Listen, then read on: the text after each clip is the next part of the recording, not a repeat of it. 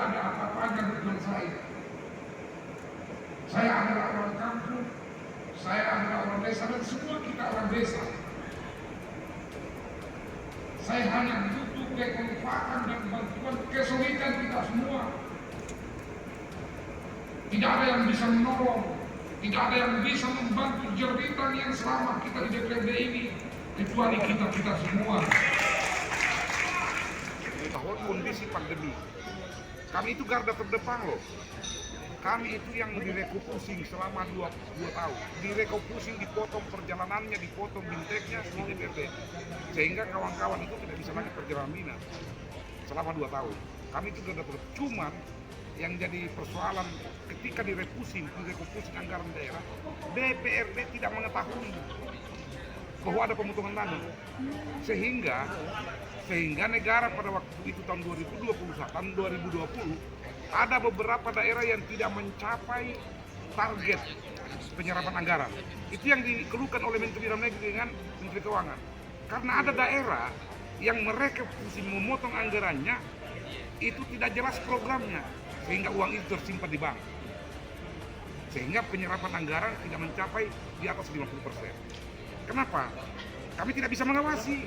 Karena kami tidak tahu bahwa dari mana dipotong, dipergunakan. Karena waktu seharusnya DPRD, setiap anggaran apapun yang digunakan oleh pemerintah daerah, undang-undang, itu harus ada sepengetahuan DPRD. Rekupusing ini tidak diketahui DPRD. Nah, ke depan, untuk mencapai target dan penyerapan anggaran di akhir tahun ini, saya juga minta, ini lemah sekali Menteri Dalam Negeri. Ini juga catatan buat kami, Pak Tito, ini lemah sekali. Kami tidak bisa, ini acara kami, saya terus terang, saya hari ini agak kesal.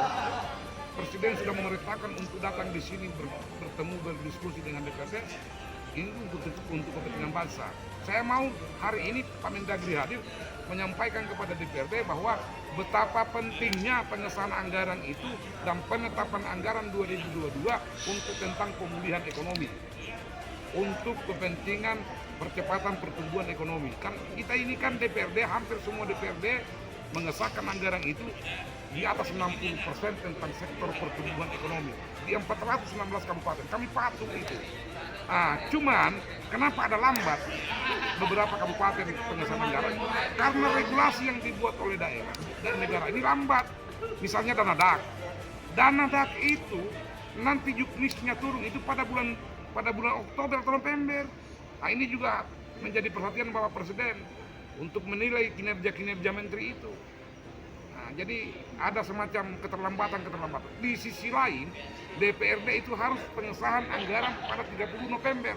Itu harus selesai semua. Masih banyak daerah-daerah yang belum bisa menyelesaikan itu. Karena itu tadi, regulasi yang dibuat oleh kementerian terkait itu lambat keluarnya. Ini Menteri Keuangan ini harus dievaluasi nih. Inilah yang merupakan keputusan dan dinamika yang berkembang di Munas ini. Dan apapun yang direkomendasi tadi itu saya harus sampaikan kepada Bapak Presiden.